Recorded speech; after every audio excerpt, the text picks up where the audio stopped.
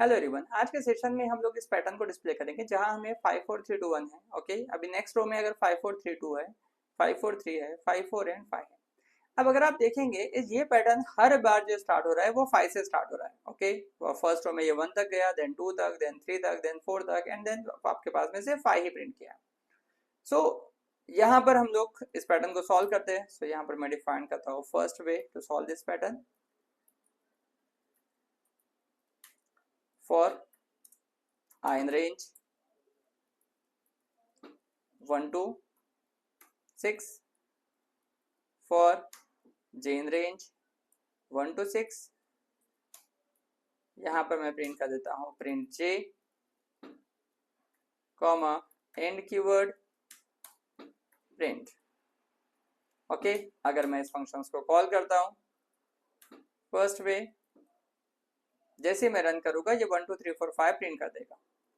But task ये है कि आपके पास में ये कहाँ से प्रिंट होना चाहिए, ये 5 4 3 2 1 प्रिंट होना चाहिए, 5 4 3 2 1 होना चाहिए। इट मींस ये आपके पास में हर बार 5 से स्टार्ट होगा, कहाँ तक जाएगा 1 तक, तो फिर 0 डिक्रीज बाय 1। ओके, अब ये प्रिंट करेगा 5 4 3 2 1 5 4 3 2 1 5 टाइम्स। बट हमारे पास में फर्स्ट केस में इसने 5 4 3 2 1 प्रिंट करना चाहिए, सेकंड केस में 5 4 3 2 देन 5 4 3 देन 5 4। सो ये हर वैल्यू में डिक्रीज होना चाहिए। इट मींस यहाँ जो आपके पास में बीच का वैल्यू है दैट इज 0, ये इंक्रीज होना चाहिए। फर्स्ट टाइम ये 0 है, देन ये 1 होना चाहिए, देन ये 2 होना चाहिए, देन 3 होना चाहिए, देन 4 होना चाहिए। सो इसके लिए हम लोग क्या करते हैं, एक वेरिएबल डिफाइन कर देते हैं x इक्वल टू 0 और यहाँ पास कर देते हैं x, यहाँ पास कर देते हैं x। अब x का वैल्यू 0 है, तो ये 5 से लेकर 0 तक आएगा। बट जैसे ही आपके पास में उसने 5 to 0 प्रिंट कर दिया, x को हम इंक्रीज कर देते, x equal to x plus 1। Now ये प्रोग्राम सॉल्व हो गया है। Yes, 5 4 3 2 1 5 4 3 2 5 4 3 5 4 and 5। बिकॉज x का वैल्यू यहाँ पर 0 है तो 5 से लेकर 1 तक जनरेट हुआ। x का वैल्यू आपके पास में देन प्लस 1 करके 1 हो जाएगा, सो ये 5 से लेकर 2 तक जनरेट करेगा। देन x का वैल्यू 2 हो जाएगा, सो 5 से लेकर 3 तक। देन x का वैल्यू 4 हो जाएगा, तो सिर्फ 5 प्रिंट करेगा। इस तरीके से आपके पास में ये इंक्रीज कर जाएगा, तो 1 2 3 4 एंड सिर्फ 5 प्रिंट कर रहा है।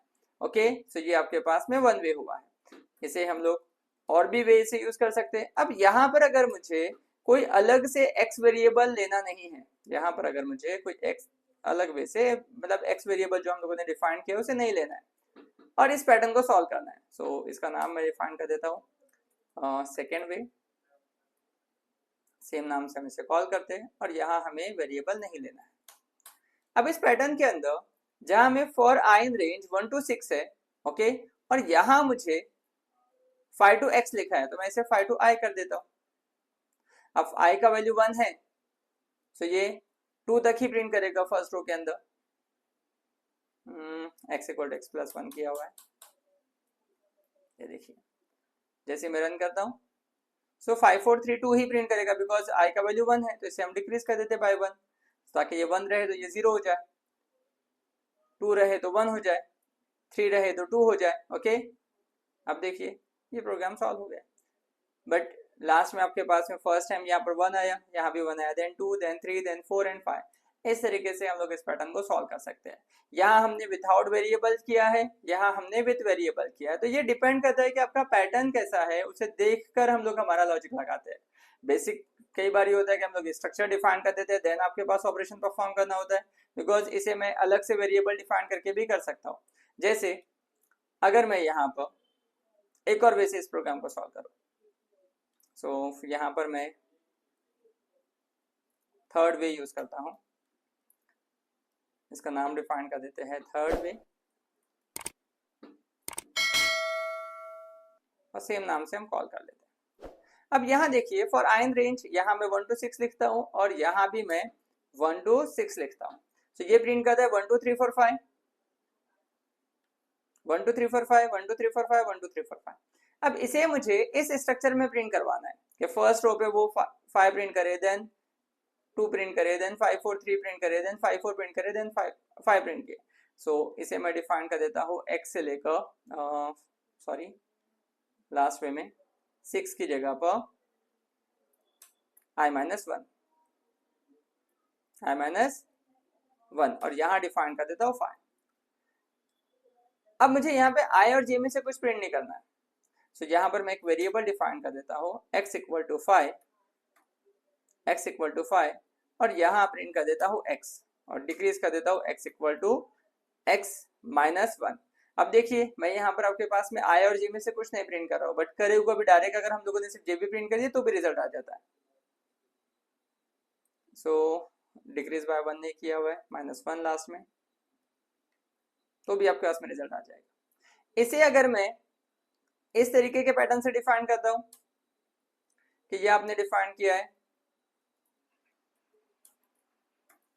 5 to 0 -1, ओके।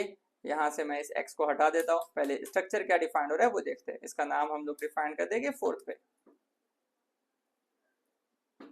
सेम नाम से मैं कॉल कर देता हूं, ओके। अब देखिए इस x को भी मैं यहां से हटा देता हूं और यहां से इसे भी हटा देता हूं। सो मुझे फर्स्ट रो के अंदर क्या प्रिंट करना है, 5 वैल्यूज। सो इसे मैं स्टार्ट करता हूँ 1 के साथ। कहां तक जाना है हमें, i तक। सो i+1 और यहां से इंक्रीज होगा। अब अगर आप इस पैटर्न को देखेंगे, ये प्रिंट करेगा 1 2 3 4 5, then 1 2 3 4, then 1 2 3, then 1 2 and 1। But हमें क्या प्रिंट करवाना है, हमें प्रिंट करवाना है 5 4 3 2 1, 5 4 3 2 5 4। सो ये स्ट्रक्चर आपके पास में सेम है, सिर्फ वैल्यू डिफरेंट है। तो यहाँ पर भी मैं एक वेरिएबल डिफाइन करता हूँ x इक्वल टू 5, यहाँ प्रिंट कर देंगे हम लोग j की जगह पर x और उसे डिक्रीज कर देंगे x इक्वल टू x-1, तो भी आपका पैटर्न आ जाएगा। सो पहले हमने यहाँ पर स्ट्रक्चर डिफाइन किया, देन उस स्ट्रक्चर पे चेंजेस परफॉर्म किया है। सो उस वे से हमें यहाँ पर 4 अलग अलग वेज मिल रहे हैं इस प्रोग्राम को सॉल्व करने के। तो प्रोग्राम्स को किसी भी तरीके से सॉल्व किया जाता है, सिर्फ ये देखना है हमें कि पैटर्न क्या है, कहाँ से स्टार्ट हो रहा है, किस तरह के वैल्यूज है, स्ट्रक्चर क्या है, उसके हिसाब से आप चेंजेस करोगे तो वो पैटर्न सॉल्व हो जाएगा। I hope this pattern is clear with everyone. Thank you.